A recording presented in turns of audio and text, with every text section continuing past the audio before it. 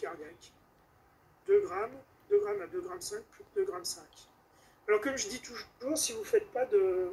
Moi je me suis intéressé aux halogénés, puis après au remote conditioning, à la CEC, et puis évidemment à force de lire des papiers, de regarder, je me suis aussi intéressé à la glycémie, et plus ça va, et plus je fais des dextros en salle d'opération. Comme je dis, si vous ne faites pas de dextro, vous n'avez pas d'hyperglycémie. Les patients, ils ne vous crient pas dans les oreilles qui sont hyperglycémiques. Faites des dextros à vos patients, et plus vous ferez des dextros à vos patients, et plus vous trouverez qu'il y a des hyperglycémies. Dans cette étude, il vous montre que 15% des patients, dans cette étude, avaient des hyperglycémies à plus de 2 grammes. Et je vous assure que c'est absolument fréquent. Et plus vous mettez des catécholamines, et plus vos patients sont hyperglycémiques. L'idée de dire, moi je fais un dextro si mon patient est diabétique, c'est juste une mauvaise idée. Dans ce papier, il vous montre que plus de la moitié des hyperglycémies survenaient chez des patients qui n'étaient pas diabétiques. Et ça, au laboratoire, on le sait très bien, plus les animaux sont dysglycémiques, et plus il y a une taille d'infarctus aggravée. On le sait très bien, l'hyperglycémie, ça induit un phénomène de mort cellulaire. Je ne veux pas vous enquiquiner avec ces phénomènes cellulaires, mais c'est juste, comprenez que l'hyperglycémie, ça induit une mort cellulaire, et ça aggrave les lésions de mort cellulaire. Ça, c'est un travail, un des derniers travaux expérimentaux que je vous montre, parce qu'il est évident. Il vous montre une chose. Ça, c'est un travail justement de l'équipe de David Wantier et Judy Kirsten. Regardez, ce sont des animaux, regardez les histogrammes blancs, ce sont des animaux qui sont en normoglycémie. Ils leur mettent un halogéné, l'isoflurane. C'est un vieux papier, vous pouvez le faire avec du sévo ou du DES, c'est tout pareil. Regardez les histogrammes blancs. Les animaux sont en normoglycémie, ils ont une certaine taille d'infarctus. Vous leur mettez un halogéné à un halogéné à une demi-MAC, et tout de suite vous avez un effet. Et lorsque vous montez à une MAC, vous avez un effet qui n'est pas supérieur. Donc vous dites qu'il n'y a pas d'intérêt à monter une demi-MAC. Et ici, regardez les histogrammes assurés, ce sont des animaux qui sont en hyperglycémie. Alors peu importe les seuils, l'expérimental, l'expérimental vous donne une trace, vous donne une ligne. Et après, au bloc, il faut adapter les concepts expérimentaux. Vous avez des animaux qui ont un certain degré d'hyperglycémie, peu importe ce degré d'hyperglycémie. Vous voyez que quand vous êtes à une demi-MAC, vous n'avez pas d'effet, il faut monter à une MAC. Ça signifie que si vous avez un certain degré d'hyperglycémie, vous commencez à perdre la cardioprotection. Et vous voyez que ces animaux-là, en histogramme noir, ils sont très hyperglycémiques.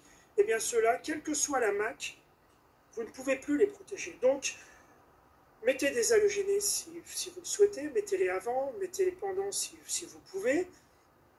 Mais ne vous contentez pas de ça, faites des dextros et surveillez le dextro de vos malades, parce que vous voyez que c'est extrêmement important en termes de cardioprotection.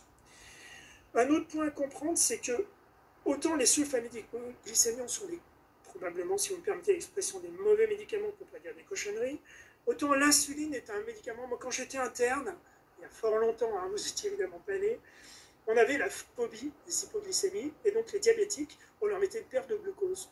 Je peux vous dire qu'en 30 ans et plus de carrière, ou 40 ans, j'ai jamais vu d'hypoglycémie au bloc. J'ai toujours vu des hyperglycémies massives. À l'époque, on ne savait pas que l'hyperglycémie tuait le myocarde et aggravait les lésions. Donc, on ne mettait jamais d'insuline au bloc. Aujourd'hui, il faut mettre de l'insuline à vos malades. Il ne faut pas avoir peur de l'insuline en salle d'opération, parce que l'insuline protège les malades. Et par des techniques, vous voyez, regardez ce schéma simplement, ne cherchez pas les détails de ces flèches dans tous les sens.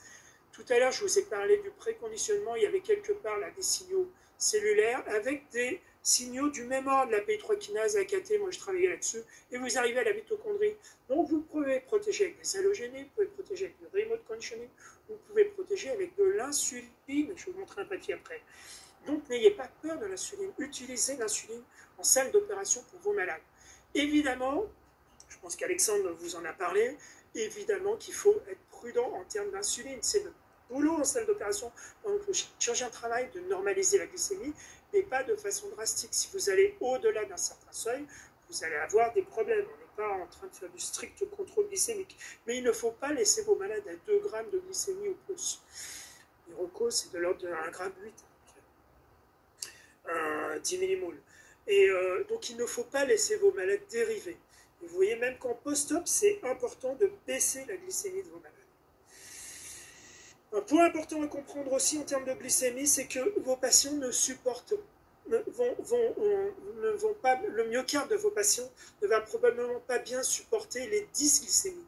Donc il ne faut pas les corriger par des bolus intermittents, il faut leur mettre des pousses seringues d'insuline pour lisser la glycémie, pour arriver à normaliser. Vous voyez que si vous avez un bolus continu d'insuline, vous faites beaucoup mieux que si vous faites des bolus intermittents.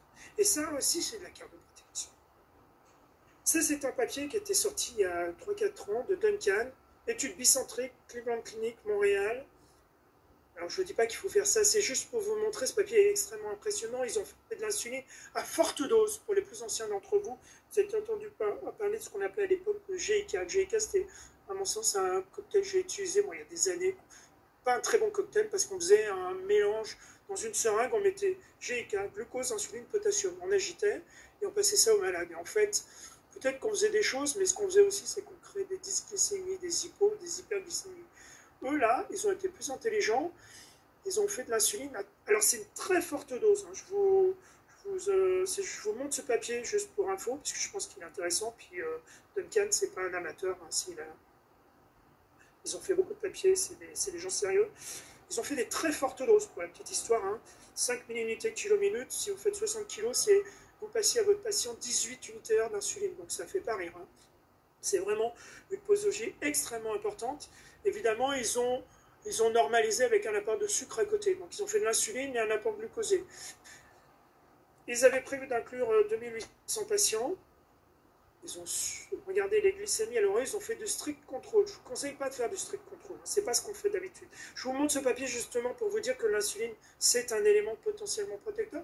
Ils ont arrêté l'étude en cours, contrairement à l'étude de Londonite précédente, à la moitié, parce qu'ils avaient un bénéfice tellement important dans le groupe traité qu'ils ont jugé que ce n'était pas licite de poursuivre l'étude. Donc, tout ça pour vous dire qu'il ne faut pas tolérer l'hyperglycémie de vos malades, et il faut penser à leur faire de l'insuline, et si vous faites de l'insuline, faites-la au pouce seringue électrique. Dernier point sur lequel je voudrais insister, c'est la conduite de la CEC, parce qu'en CEC, il y a des choses importantes. Pression de reperfusion.